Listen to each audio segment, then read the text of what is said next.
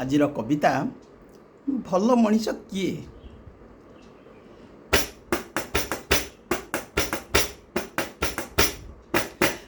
ଲୋଭ ନ କରି ଯେ ସନ୍ତୁଷ୍ଟ ହୁଅଇ ନିଜ ଧନ ମାନ ପାଇ। ଲୋଭ ନ କରି ଯେ ସନ୍ତୁଷ୍ଟ ହୁଅଇ ନିଜ ଧନ ମାନ ପାଇ। କ୍ରୋଧ କରେ ନାହିଁ ସାମାନ୍ୟ କଥାରେ, କ୍ରୋଧ କରେ ନାହିଁ ସାମାନ୍ୟ କଥାରେ, କଟୁ କଥା ପାରେ ସହି ନିଜ ଧନ ମାନ ପାଇ। ସମାନ ପ୍ରଶଂସା ପାଇଲେ ସେ କେବେ ଗର୍ବୀ ହୋଇଯାଏ ନାହିଁ। ମୌନ ରହେ ସେ ବିନା କାରଣରେ ଅପମାନ ଗାଳି ଖାଇ। ମନେ କେବେ କ୍ରୋଧ ଆସିଲେ ବି ସିଏ ନିଷ୍ଠୁର ହୁଏ ନା କେବେ। ଅଧିକ ସମୟ ରଖେ ନାହିଁ ମନେ, ଅଧିକ ସମୟ ରଖେ ନାହିଁ ମନେ, ଅନ୍ୟ ଦୁଃଖ କଥା ଭାବେ ନିଷ୍ଠୁର ହୁଏ ନା କେବେ। ସମଦୁଃଖୀ ହୁଏ ପର ଦୁଃଖ ଦେଖି, ଦୟା ଭାବ ହୃଦେ ବହି। କ୍ଷମା ଦେଇପାରେ ଦୋଷୀକୁ ସହଜେ, କ୍ଷମା ଦେଇପାରେ ଦୋଷୀକୁ ସହଜେ, ଈଶ୍ୱରଙ୍କ କଥା କହି ଦୟା ଭାବ ହୃଦେ ବହି। ଉପଯୁକ୍ତ ପାତ୍ର ଦେଖି ଦାନ କରେ, ଗୁରୁଜନେ ଥାଏ ଭକ୍ତି।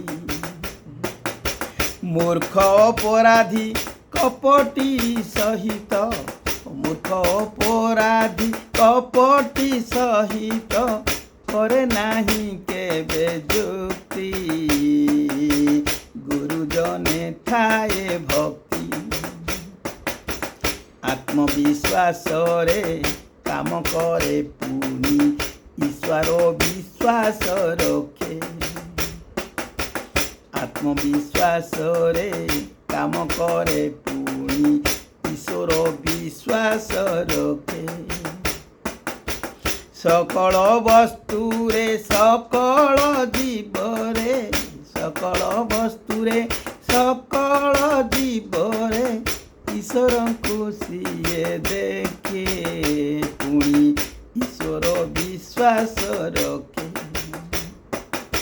ସତ୍ୟ ପ୍ରତି ନିଷ୍ଠା ରଖିଥାଏ ମନେ, ଖଳ ଠାରୁ ଦୂରେ ରହେ। ସତ୍ୟ ପ୍ରତି ନିଷ୍ଠା ରଖିଥାଏ ମନେ, ଖଳ ଠାରୁ ଦୂରେ ରହେ। ଜ୍ଞାନ ମାନ ଥାଇ, ଜ୍ଞାନ ମାନ ଥାଇ ଶାନ୍ତିରେ ଥାଏ ସେ, ଜ୍ଞାନ ମାନ ଥାଉ ଶାନ୍ତିରେ ଥାଏ ସେ, ଭଲ ଲୋକ ହୁଏ ସିଏ ଖଳ ଠାରୁ ଦୂରେ ରହେ। ସତ୍ୟନିଷ୍ଠା ପ୍ରତି ଲକ୍ଷ୍ୟ ରଖିଥାଏ, ଖଳ ଠାରୁ ଦୂରେ ରହେ। ସତ୍ୟ ପ୍ରତି ନିଷ୍ଠା ରଖିଥାଏ ମନେ, ଖଳ ଠାରୁ ଦୂରେ ରହେ।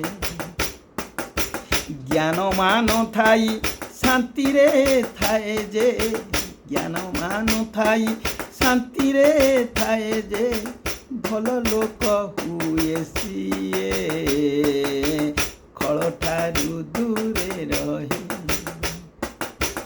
ଖଳ ଠାରୁ ଦୂରେ ରହେ। ଜୟ ଜଗନ୍ନାଥ, ନମସ୍କାର।